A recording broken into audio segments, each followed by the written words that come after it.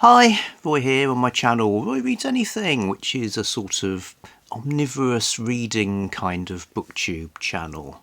And I'm not entirely alone. I'm here, Dr. Jenny, with some benign heckling. Possibly. Yeah. I might not be providing heckle-worthy material.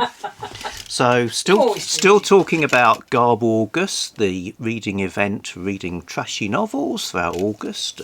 Details down below, which includes a bingo card, which includes a square for moral panic. So the idea is to read a book, but based on, or hooks us in with some sort of moral panic, which I've already done lots of, you know, because there's been books with drugs, with crime, with scary liberated women, with scary technology. It's a thing that drives sensational literature, I suppose, but I thought I'd try and find something specific, and my sort of side mission was to try and find books from the 19th century where I could. So putting those two things together led me to read 10 Nights in a Bar Room. 10 Nights in a Bar Room, which was written, I believe it's 1854. Timothy Shay Arthur. Author's name not mentioned on here at all, actually. So, 10 Nights in a Bar Room is... The moral panic is about alcohol. So this is a temperance novel. Apparently there was like a whole subgenre of that, you know, at the time, in America in particular. But elsewhere, there's always temperance was a thing. The Primrose League. Yes, we had the Primrose League over here in Britain. So from the title, 10 Nights in a Bar Room, I imagined it would be like some person having a sort of 10-night bender, and it gets more and more terrible. But these nights are not consecutive. Some are, but a lot of them it's like, and then I came back to Cedarville 3 years later. So it's spread over several years.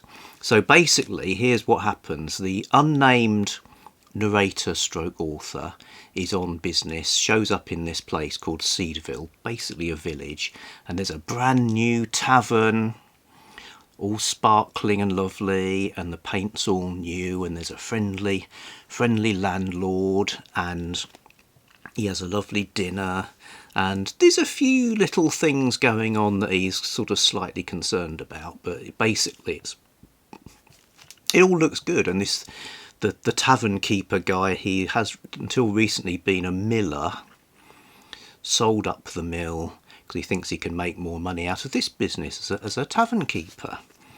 So that happens.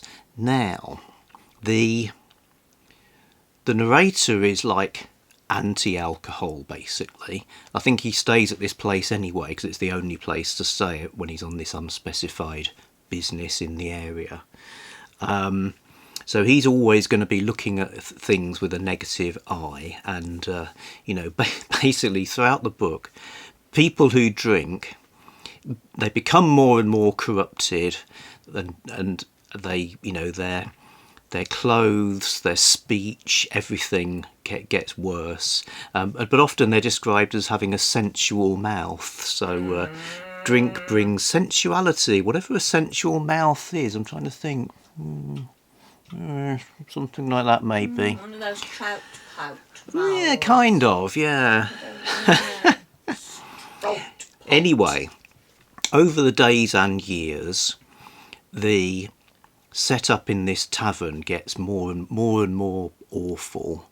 And one thing is there's a guy who goes in there night after night, drinking far too much, who used to be the miller's partner in the mill. Wasn't a very good partner because he was always off doing other things. But now he's got no income and he just sort of bums drinks and gets drunk all the time.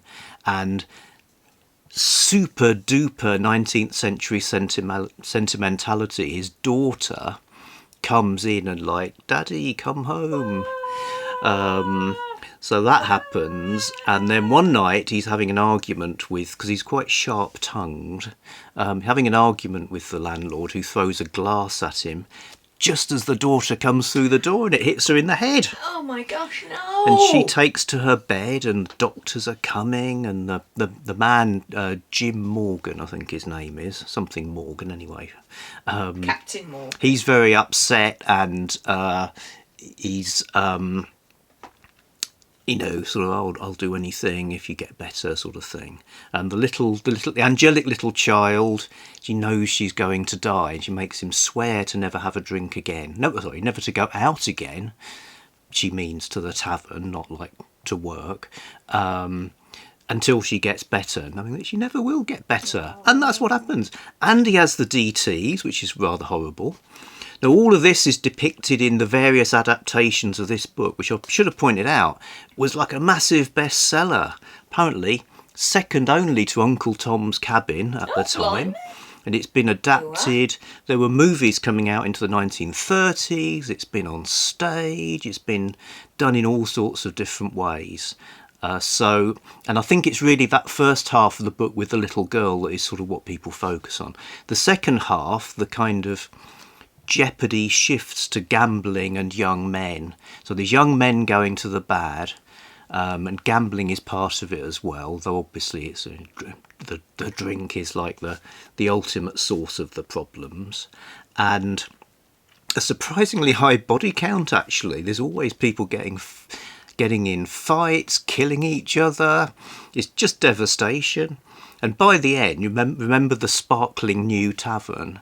It's now like, you know, leaning over, sort of completely wrecked, and the landlord guy can like barely speak coherently. So there's a light touch used with this then? Well, yes, obviously it's transparently got a point to make, and very preachy. And sometimes, I mean, you do get the opposing point of view, a sort of civil liberties argument for why they shouldn't ban alcohol. And also the sort of economic argument of, well, you know, it's a business, or why shouldn't people sell something that people want? But those things are sort of put up as straw men to be argued against by sort of more persuasive people.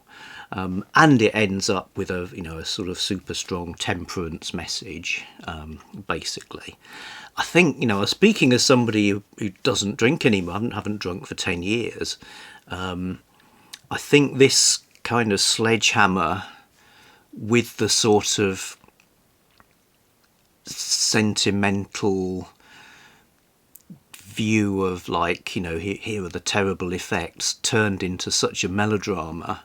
I'm not sure that would have persuaded me really, but it's a long time ago, and I found it a real page turner. You know, the structure of the 10 nights is quite compelling, because you want to see, oh, what will have happened when he goes back. You know, is anybody left alive?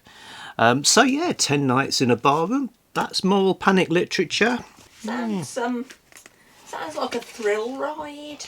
Well, it is. Yeah, I mean, obviously it's got to be a thrilling book to make people read it, as well as like such a massive message. Whether it only spoke to the converted, I don't know. I've read that the stage plays turned into satire, i.e. they would do the play version, but possibly without changing anything, it would turn into a humorous work. Which, given that some of it's so excessive, I don't, you know, that could work. But it's 10 nights in a barroom. It's a slender work, isn't it? It's yeah. I mean, it looks quite big, but you see the margins and the spacing and so on. It's actually a pretty short book, and it's certainly not in 3 volumes.